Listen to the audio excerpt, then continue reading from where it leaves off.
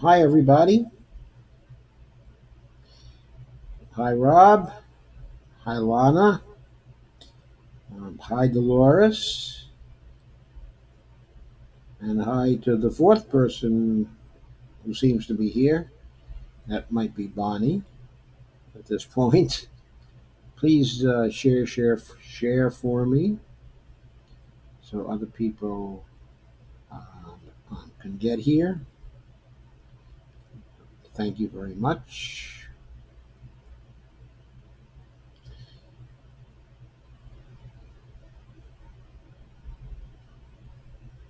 Okay, so let me give some credit where credit is due.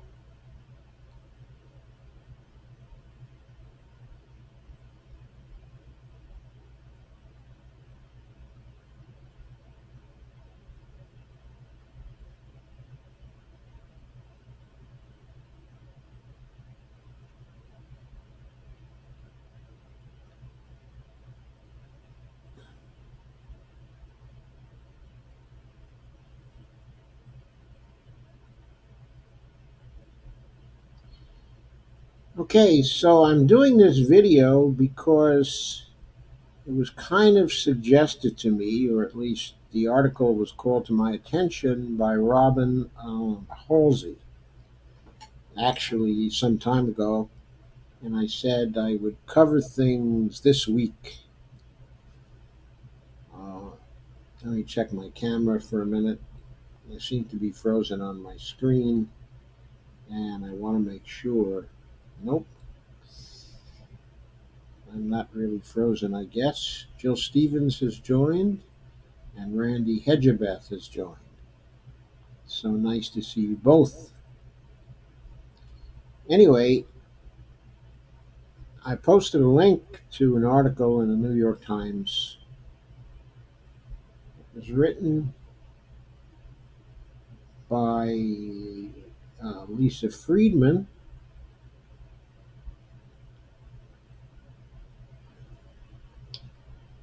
and she wrote this piece on September 4th. So it's quite a while ago now, 9 days or so. And the name of the piece is Democrats Say Their Climate Plans Will Create Jobs. It's not so simple. And there's a nice picture. Okay, Bernie Sanders and a Green New Deal event at Howard University in Washington this year. And of course, this was written soon after Bernie introduced his wonderful Green New Deal plan, or his outstanding Green New Deal plan, anyway.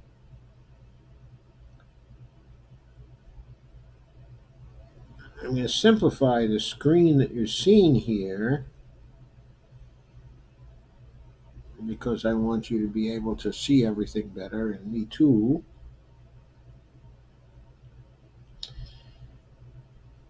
So Lisa here wants to call attention to the plans to fight climate change that are coming from the Democratic presidential candidates. And she's particularly concerned with the claims people are making about the number of jobs that are going to be created by these plans. And she mentions that Senator Warren is saying 1.2 million jobs in green manufacturing are going to be created, and that Mayor Pete has said he intends to create 3 million jobs, and Joe Biden and Julian Castro have claimed their plans will each lead to 10 million jobs.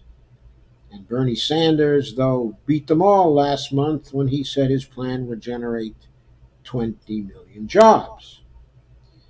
President Trump, on the other hand, has claimed that policies to slow the pace of climate change would be totally disastrous and job killing. Economists but generally agree, she says, that if we don't do anything about climate change, it's going to result in deep economic pain for the U.S. She cites a government report that appeared in November, for instance. It warned that unless significant steps are taken to rein in global warming, it could knock as much as 10% off size of the American economy by country's end. I seriously doubt that. I mean, I think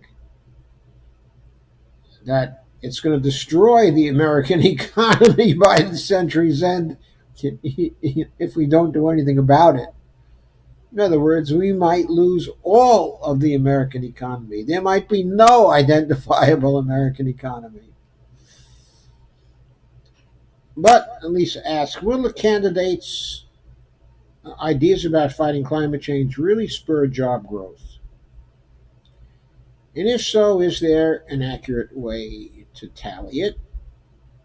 And she quotes a new TV show pushing Democrats to the left and has a nice picture of what looks like, okay, it's Varshini Prakash. Yes, that looks like, okay, it's Varshini. And Lisa says, experts say Democrats' assertions are accurate to a point. Fighting climate change will create jobs. Yet the rosy net numbers, some warned, don't tell a far more complicated story of what that green growth could look like. I think everybody can agree that that's true, but maybe not in the way she's intending here. She goes on by quoting Douglas Elmendorf, dean of the Harvard Kennedy School and a former director of the Congressional Budget Office, that notorious center of forecast accuracy. Not. Quote, some of the rhetoric around creating green jobs is intended to rebut that false narrative that we sacrifice our economy to try to become greener, unquote, said Elmendorf. But he added, quote, in general, economists are skeptical of claims of big numbers of jobs gained or lost from policies that are really about shifting sectors. But who says that this would be entirely about shifting sectors? Who said that? Who said that? I don't know anybody who said that. I mean, Elmendorf is saying that. Did Bernie say that? And is it really about shifting sectors alone? Certainly, there's some shifting sectors, okay, involved there, but there's a lot else too, and we'll see what else there is in just a couple of minutes. Anyway, the article goes on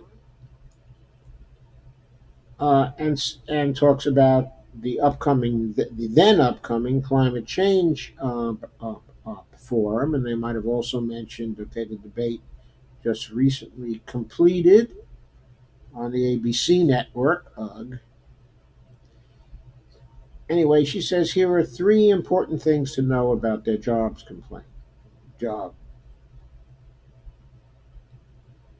claims. The estimates are rough at best.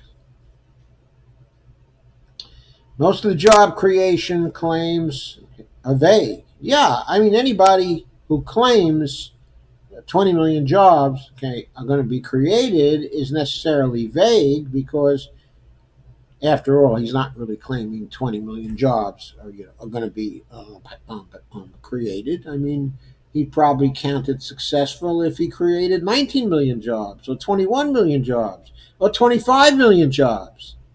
So nobody said that these claims are not vague.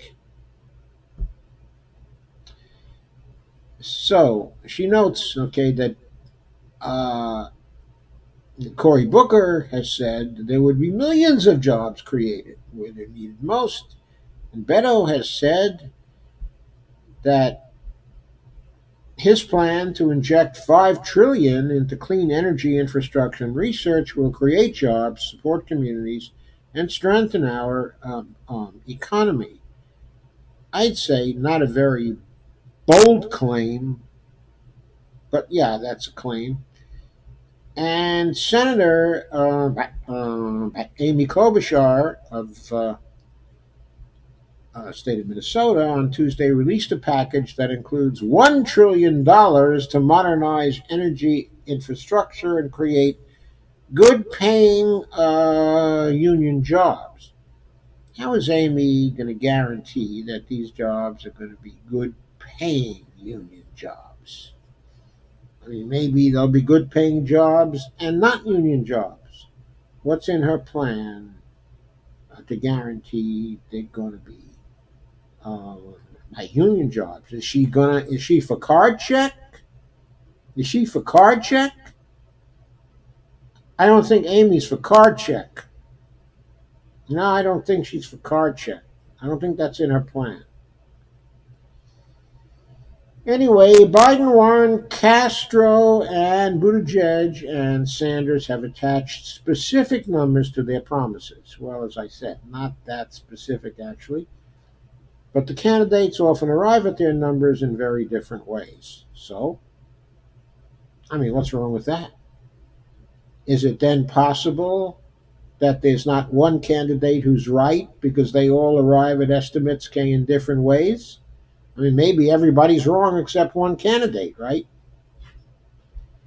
Anyway, TJ Ducklow, a spokesman for Mr. Biden, said the former vice president's estimate of 10 million well paying jobs in the United States was based on several studies linking infrastructure spending with job creation, including a Council on Economic Advisors study that found every 1 billion in highway spending translates into 13,000 jobs.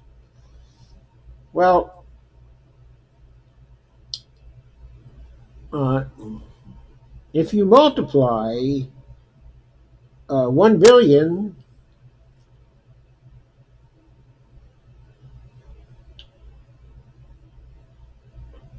okay, if you note the plan as a whole calls for 1.7 trillion in federal spending over 10 years, and that's an average expenditure of 170 billion per year.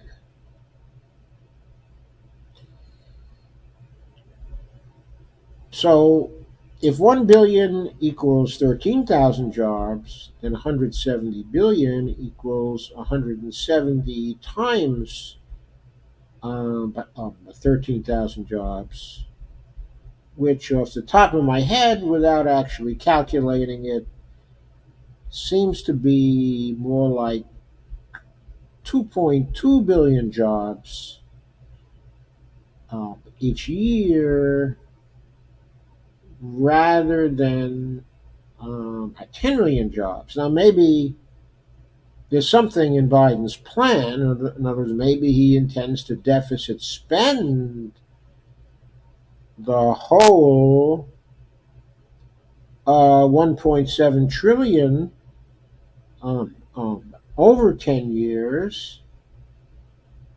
Thus, he plans to create a multiplier effect of maybe a 3.0, which would make things, rather than 2.2 billion jobs created, might actually create something more like 6.6 billion jobs or something like that. But that's unlikely because, it's Mr. Biden and he believes in being fiscally responsible. So he's probably going to match it with taxes. And based on his donors, he's unlikely to match it with taxes coming from the wealthy, right? So his plan's unlikely to have a multiplier of 3.0, might have more like a multiplier of 1.6 or 1.7 or 1.8. So he's talking more like maybe 4 million jobs, maybe. Not the 10 million jobs, I don't think, unless he spends a lot more. Also, 10 million well paying jobs won't equal true full employment. I mean, that's not enough. How do we know that? Well, the Obama stimulus was roughly 300 billion a year for 2.5 million years. That created 2.5 billion net jobs. Maybe Biden's will be more efficient, but I think we're still looking at 3 to 4 million jobs for his plan, as opposed to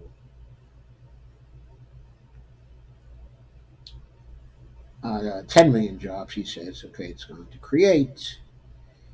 Okay, Biden is saying it suggests a possible 22.1 million jobs, but that assumes that the 2.2 million jobs that would be created in a single year, that those jobs would be maintained by the initial federal stimulus of 170 billion, so that the 170 billion spent in the first year would maintain that job for 10 years. Now, there's no economic evidence of that kind of effect. I mean, rather, if it's the 2.2 million jobs, if it's the 170 billion creating the 2.2 million jobs, then that's likely to create them for the first year, but it's not likely to maintain them for the second year, and so on, okay, and so forth. Okay, so I don't know what kind of projection this is based on, but uh,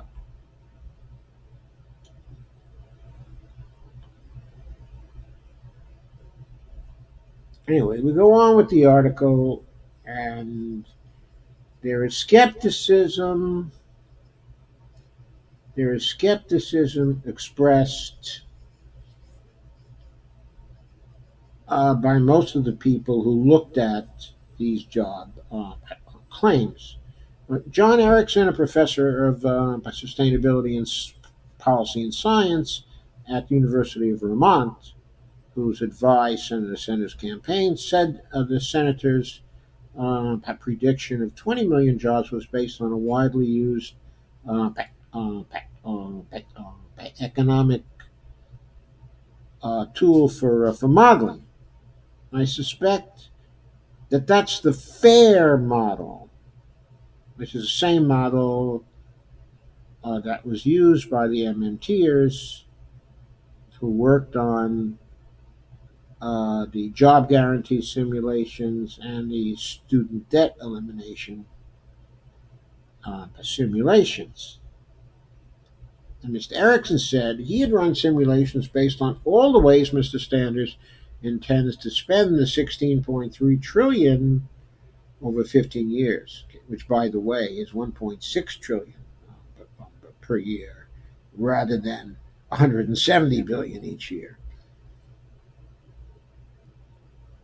He says over 15 years, but I thought that Bernie's was calling for 16.3 trillion over 10 years. Well, I may be mistaken about that, but from wind power development to weatherizing homes, and added up the jobs likely to be created both directly, okay, and indirectly, based on the simulation modeling tool.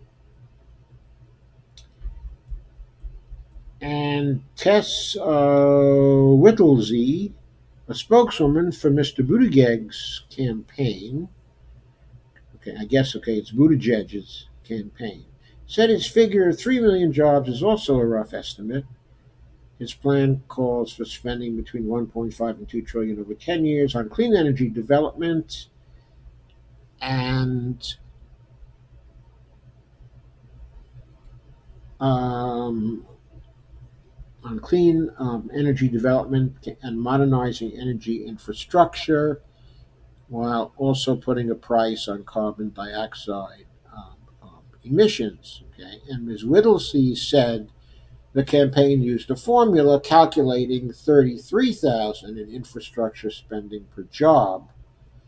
Oh boy, that's really a low amount. I mean, if I was calculating how much each job was going to cost for hard work, doing infrastructure work, I'd put it at more like 50,000 a job, which she says came to 4.5 million jobs, and then the campaign rounded down. It was a good thing they rounded down because 33,000, maybe in South Bend, Indiana, they could get 33,000.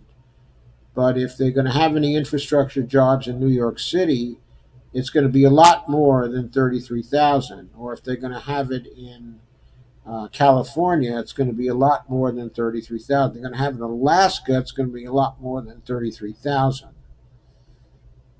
Anyway, Mr. Castro did not respond to a request to discuss his job numbers.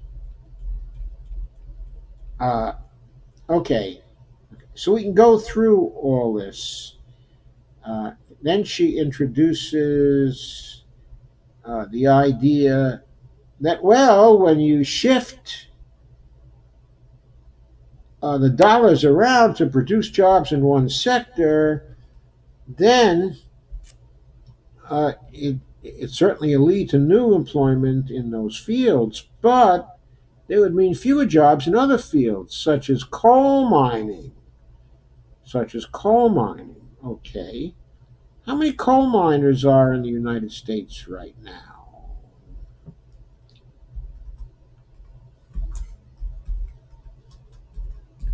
How many coal miners in U.S. in 2019?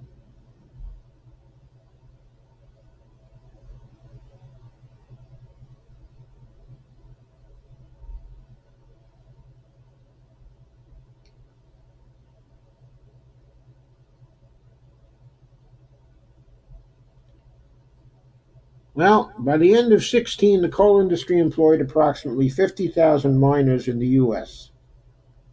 Somehow, I don't think that is very relevant in talking about the 20 million jobs that Bernie Sanders says that he's going to create. At the peak of coal mining in the United States in 1923, there were only 863,000 coal miners. So, what kind of literate comparison is this? I know it's just an example, fewer jobs in other fields, such as coal mining. But literally, the coal mining jobs are insignificant compared to the number of jobs that are going to be created by a Green New Deal. If the 23,000 coal miners are put out of jobs, certainly, I mean, it's a very small percentage of the jobs that Sanders means to create. Okay? I suspect in certain other fields as well, we're talking a very small number of jobs that would be displaced by the new green energy sectors. But still, they're extremely worried about the sectoral shift. That shift can be politically perilous, Hillary discovered when she told the CNN town hall. We're going to put a lot of coal miners and coal companies out of business. These people have no concept about the scale of the program that Bernie envisions. A lot of coal miners and coal companies out of business. Yeah, they're worried about the coal companies because the coal companies are their donors. They're worried about their donors. But there aren't a lot of coal miners to be displaced. And they're not going to be displaced anyway. They're going to have better jobs in the green energy industries. And they won't be risking their lives, risking dying from black lung disease. But anyway, yeah, those were issues in the last campaign. I mean, it's not only the Times journalists who don't have the capacity to think outside of their normal patterns of thought. Say, oh, there are a lot of coal miners who are going to be politically active and are going to be a real force. I mean, have the 23,000 coal miners even got 23,000 votes?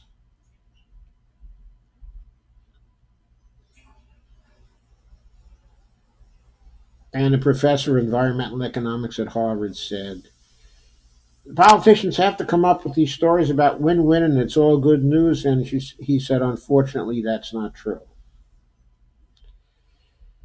Well, in this case, it might very well be true. Then, of course, there's a quote from Grover Norquist, who says, Grover Norquist says, spending trillions of tax dollars on clean energy may create jobs, but the politicians fail to mention what that money could have done if it had been left in the hands of consumers and entrepreneurs. So what is this idea? It is that the new trillions of dollars spent on clean energy are going to be tax dollars. Tax dollars. And Norquist underlines that when he says, quote, they want you to take $1 out of your left pocket, put it in your right, and then they say, hey, I gave you $1, unquote. Mr. Norquist said, of Democrats. This is from the mind of somebody who knows nothing about how dollars might be produced, how dollars are actually produced. All he conceive of is that dollars are produced either by borrowing already existing dollars or taxing already existing dollars and then transferring those dollars into the Treasury spending account. Of course, we know that's not what happens. We know the Federal Reserve creates the dollars out of thin air every time. But they do that after Congress has appropriated money and after the Treasury takes certain actions that give the Federal Reserve a warrant to create the new money out of thin air. So, the point is, Democrats won't be taking $1 out of your left pocket and putting it in your right pocket and saying, hey, I gave you $1. In fact, if they choose, the whole $1.6 trillion per year could be deficit spent by the Democrats through simply creating the money and neither selling new debt instruments nor taxing. Norquist is talking mythology. And then there's Mr. Elmendorf, who's created why. This is basically an argument from authority. Why did they use Elmendorf here? Why did they quote him? Because Elmendorf is the former director of the CBO, so he's an authority. So the reporter from the New York Times is playing the game of authority with you. Listen to the authority. Who cares that the authority is a know-nothing? So Mr. Elmendorf said he thought the bigger problem was that even the most robust plans do not necessarily ensure the Americans who need an economic boost will get one. After all, the unemployment rate is currently about 3.6%, the lowest in nearly 5 decades, as if the unemployment rate is dependent on the market type of economy controlled by the oligarchs. It's not even really a true market economy that we've been operating with over the last 40 years. Quote, our economic challenge in this country is not creating jobs, Mr. Elmendorf said. It is creating good jobs for people without college degrees in the places they live, adding whether a green jobs plan or any kind of plan will create those types of jobs is very difficult to know, unquote. And Josh Bivens, director of research at the Economic Policy Institute, said job creation is a positive byproduct of climate change policies, but he believes it shouldn't be the focal point.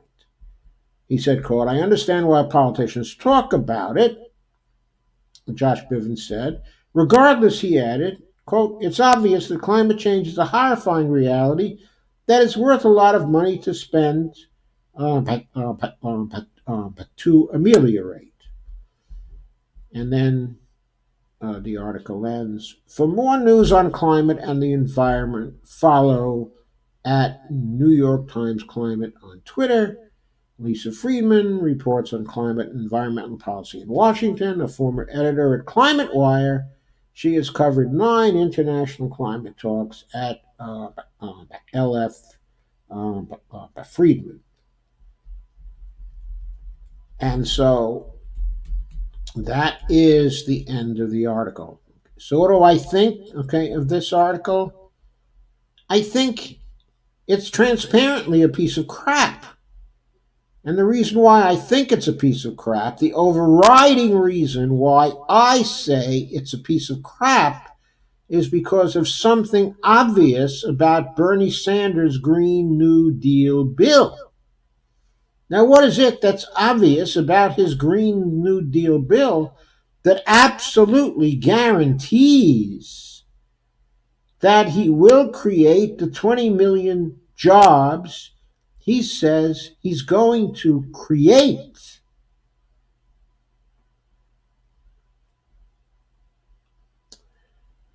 That thing that is in the Green New Deal jobs plan, which Ms. Friedman might have read before she sounded off with this particular piece,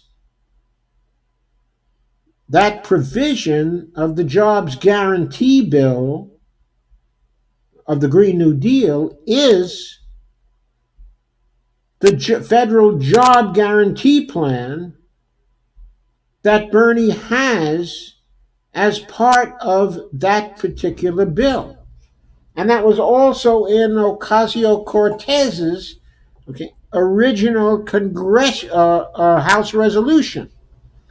Since the beginning, the job guarantee has been part of the Green New Deal idea in the Democratic Party formulations of it, as opposed to the Green Party formulations. In the Democratic formulations, the job guarantee is a part of that idea. What does the job guarantee mean?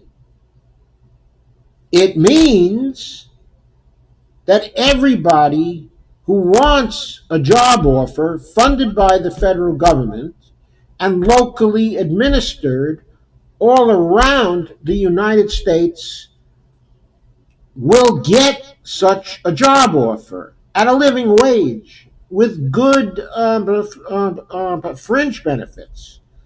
That's a provision of the bill. It's not based on the market in any way. It's based on the capacity of the federal government to fund a job guarantee program.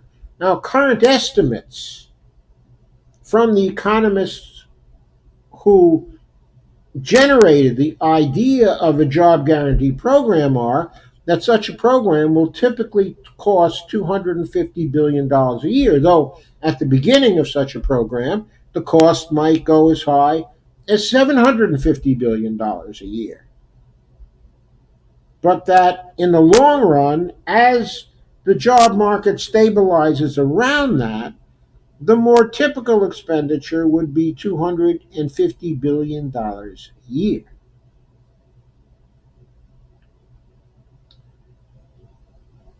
That's a relatively low percentage of the amount that Bernie proposes to spend on the Green New Deal bill. But it's the part of the Green New Deal that absolutely guarantees that if Bernie estimates that there will be 20 million new jobs created, then there will be at least 20 million new jobs created. How?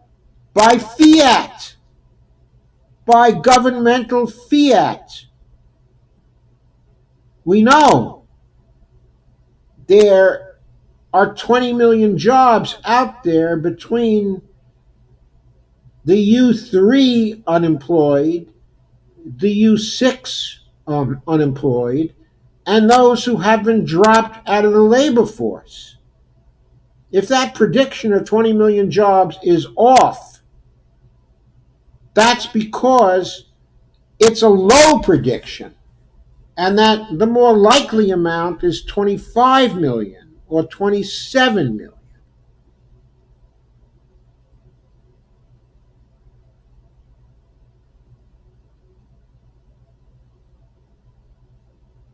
If Lisa Friedman had known that, she might have said that the senator's prediction of 20 million jobs isn't based on a widely used economic modeling tool.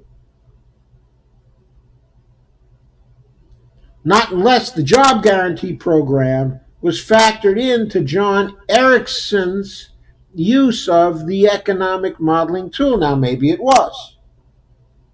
I'm not clear on those particular details. But whether it was or not, 20 million jobs are guaranteed under the legislation Mr. Sanders has proposed.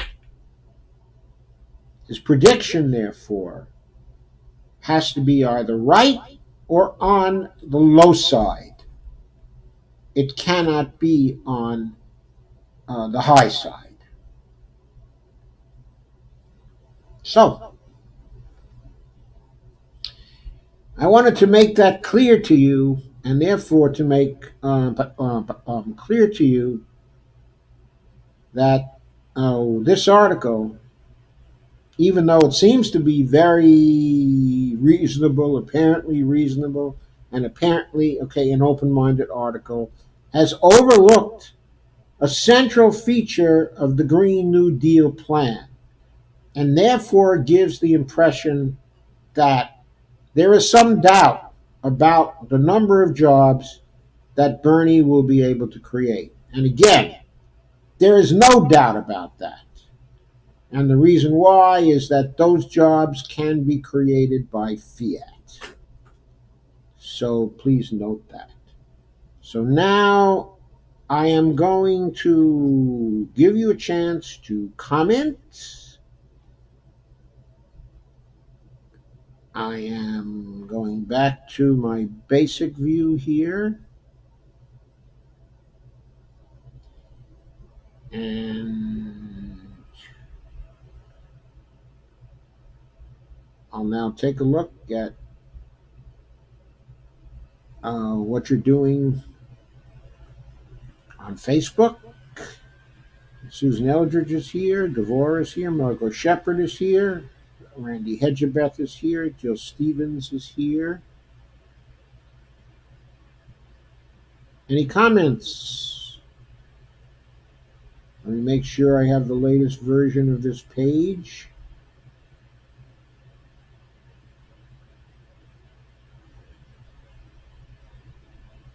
Here we go.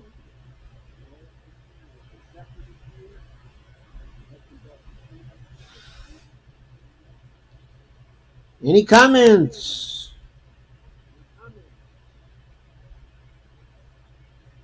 Oh, thank you for sharing, by the way.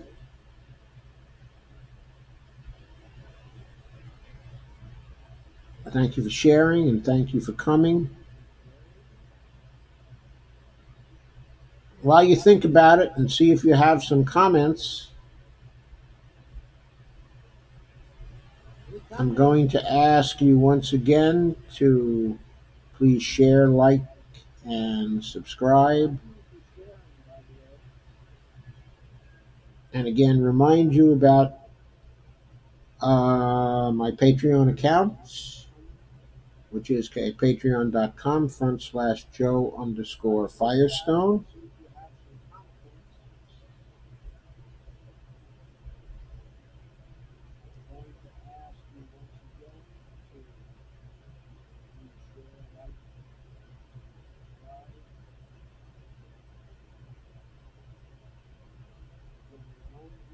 Margot says, thank you for this. Well, thank you for coming, Margot. I thought this was a pretty good piece. I mean, how can anybody forget that Bernie has a job guarantee program as part of the Green New Deal. They just didn't read the plan. Just did not read the plan. That's all you can say about that. They did not read the plan.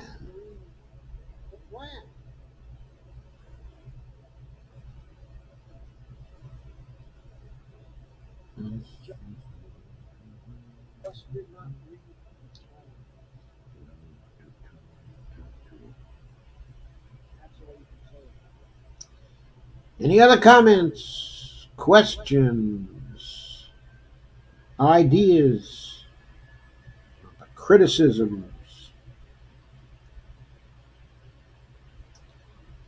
anything of that sort?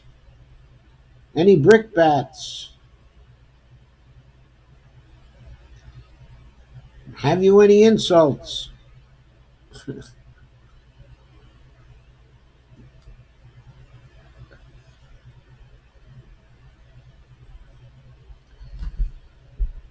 If you don't, then I'll say the following. I had these two streams tonight because of the technical difficulties I had on Wednesday. So I missed what I planned to do on Wednesday night. I made up for it here tonight. Tomorrow I'll be around, okay, at 9 p.m. And there's lots to do. Okay, I'm going to do something else. I want to think through a particular proposal, okay, that I have. I'm still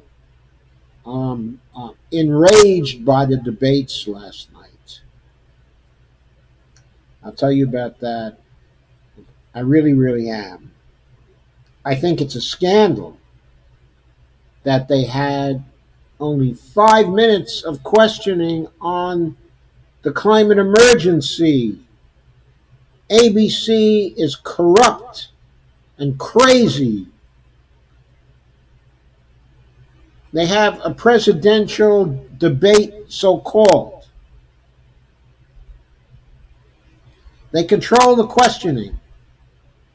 They control who's going to answer the questions. They control the subjects. And they gave the existential crisis of our time 5 minutes out of 3 hours. And it was Jorge Ramos who caused those 5 minutes by asking Beto O'Rourke a question. And that's all. Nobody got asked about their climate plans, and none of the issues raised by those plans were discussed. That's how much they care about informing the American people about what really matters to them. That's how much ABC cares. That's how much the Democratic National Committee cares. We got to get rid of these oligarchs. We got to get rid of them. And I know how to do it, but it's risky. It is risky. But no risk, no reward. But people can get together and do it. And I'll give you some ideas about how.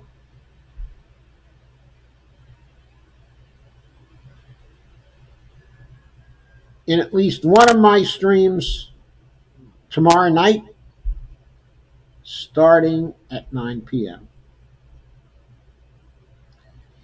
So, unless you have some other comments, I'm going to say goodnight for tonight.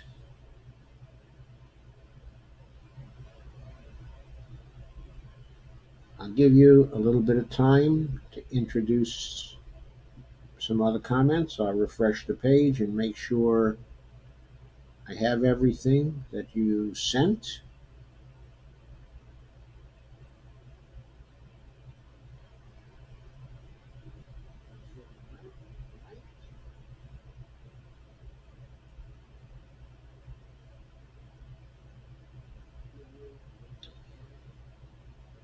I guess I've got everything. So I'm going to say goodnight and end the video. Thanks again for coming, and I'll be back tomorrow night. Do, do, do, do, do, do.